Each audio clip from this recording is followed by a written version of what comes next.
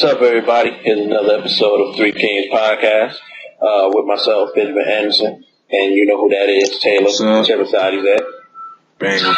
And today we are doing an album review for a R&B album. This is the first R&B album we've done on the page. Yeah. It's for JMSN's, he spells it JMSN, or I don't know because he wants to be different. JMSN's album, Priscilla. It's an R&B album. It's very good. So what were your first impressions of it, Taylor? Well, you know, my first, I got linked to the album by a friend we both know. And he laid some of the background vocals on Good Kid, Mad City by Kendrick Lamar. So, I'm going to check it out. It's dope. The sound of it is really dope. He can actually sing. Unlike a lot of R&B people who put out music, he can actually sing. The production is really he sets the mood for the whole entire project. At the beginning, he sets the mood for the entire project. Is it a spoiler alert? It's like a warning. If you're gonna listen to this album and you're a male, don't let it be after you broke up with somebody. You think Drake is bad. Oh, damn. I mean, it's not simpery, but yeah. No simping involved, but yeah, but musically, it's dope. Girl I Used to Know is my jam. Pretty much. And Hotel. But yeah. But my first person is really dope, new R&B. For somebody, if you want a fresh take, the fresh face in R&B, take the same old guys all the time, JMSN, Priscilla, check them out. It's dope. First impressions. Go ahead. Yeah, similar for me. It's in the same vein as what was I about to say? As The Weeknd or Frank Ocean, the Cocaine 80s. It's in that same group of neo R&B, this newer R&B sound. His album really, like Taylor said, it really sets a mood. And it's one of the most soulful albums I've heard from a man's perspective about breakups. Because, as a dude, you ain't supposed to be emotional and shit, but this touches on what we feel like not to sound selfish. It doesn't really sound selfish, but what we feel like in those situations. Because you always hear the female's perspective, but you never really hear how the man really feels in those situations. And he has a way of writing that really touches on what you're feeling like during those times, especially if you're going through a breakup or anything. Just that what your thoughts are. You might not be outwardly showing it, but this music really is able to bring that. Sonically, it's very good. Dude can sing. And like Taylor said, the beat, it's very good. It's very good all around. Does his own production, by the way. Yeah. And if you're a fan of Absol, you've heard JMSN's production. He was Nibiru, and they're doing a whole project together, which Taylor knows the name. I always forget it. Unit 6, February. Yeah, they're doing a whole project in February. So you'll probably hear more of his voice and production. And to me, if I had to describe him. If you had to get a formula for it's a little Justin Timberlake because of the voice, The Weeknd, throw a little bit of Clams Casino type atmospheric type beats in there, and that's pretty much JMSN. Pretty much. To me, it really has that atmospheric, smoky kind of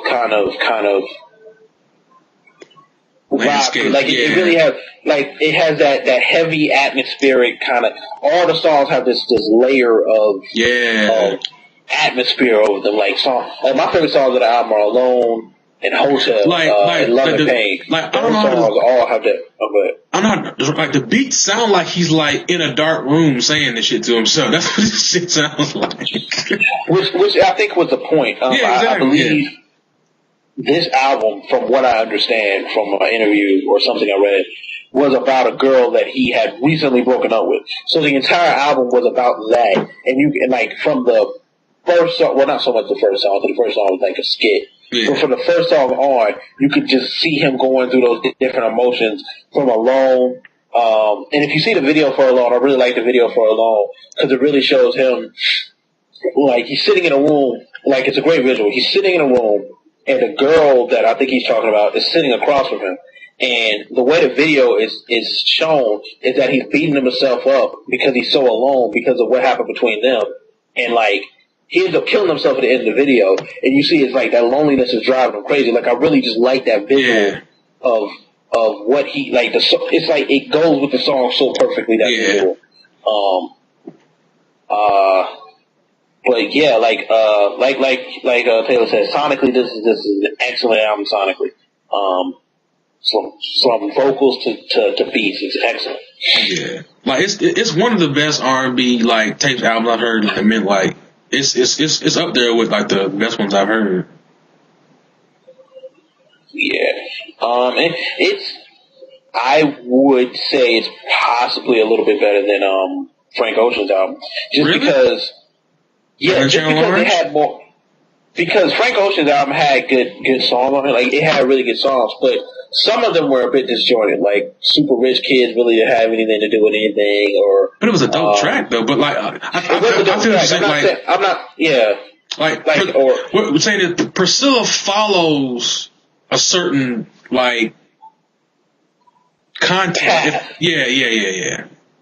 Like Frank Ocean's Channel Orange, just compared to Channel Orange. Frank Ocean's Channel Orange had an overall theme, but there was a couple tracks that were nothing. Super Rich Kids, what was that song where it was like you got a landscaper and a heart? Crack Since Rock? You Were Born. No, Crack Rock. What was the other song? What he was saying about Rich Kids still?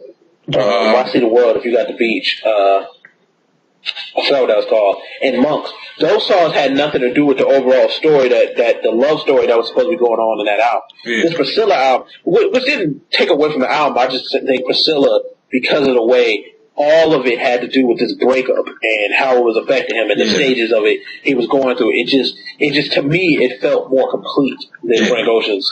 And times felt a little disjointed. I feel like.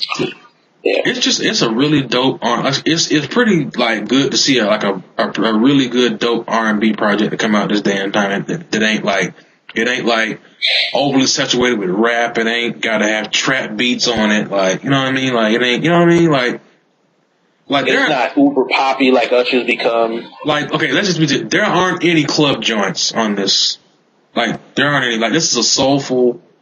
Like, this is you sitting around chilling and playing some music. Like, this is not a song. You don't play this if you're trying to have sex with a chick. You don't play this if you. Oh, definitely not. You're trying to get loose. You don't play this for those moments. You play this if you want to sit, listen, and get introspective about the music you listen to, because this music will make you think about, like for me, I recently went through a breakup, and this music, like, brought, it didn't take me back to that place where I was, like, sad about it, but it just took you back to that emotion where you're like, dude, that shit sucked. And you could understand where he was coming from. This is that type of music. This is an album that you put on maybe like later at night, chilling, in your room doing something, but like you're hearing it and you're taking it. You have time to take it all in. You know what I mean? Yeah. So, but don't be out here trying to throw this on. You trying to have sex with a chick. That's not. This ain't the music for that. Yeah, because if she hears some lyrics, she'll be like, "Wait a minute, ain't that talking like greasy?" Like, yeah, it is. Now swallow this dick. Nah. Wow.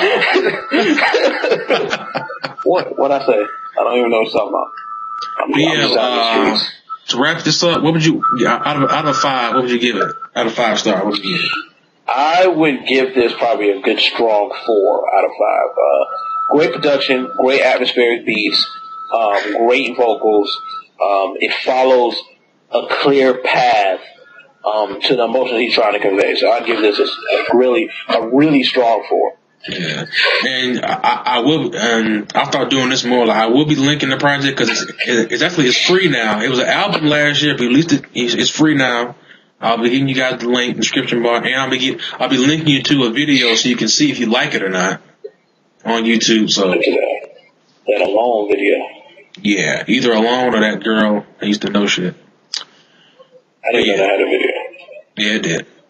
But yeah, for me, I give it a strong 4. Like I said, same with you, strong 4. I'm leaning 4.5, but I'll stay at 4. Like, really dope project. Like, again, if you want some new R&B, if you're tired of just the same people, if you're tired of Usher and Trey Songz and Chris Brown, and you want some different stuff, JMSN, Priscilla. You will thoroughly, and again, like, even if you're a female, you will enjoy this. It's amazing. And you get to see, like, how dudes be feeling it. Exactly. Because apparently we don't got emotions and shit. You females who think dudes that have emotion and think about this thing, listen to this. Listen to this. That's all I can tell you. Like The Weeknd does this a little bit, but he's more ratchet than not. Like he delves on this like somewhat, but this album like is totally about that. So solid 4, dope R&B album. JMSN, Priscilla. Go cop it. It's dope. Like, comment, subscribe. 3Kings podcast. Our other mates, going through some personal stuff, so it'll be us too.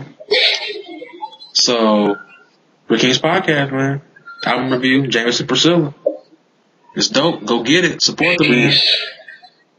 We out. Peace. Podcast. Like, comment, subscribe. Hit us up. Peace.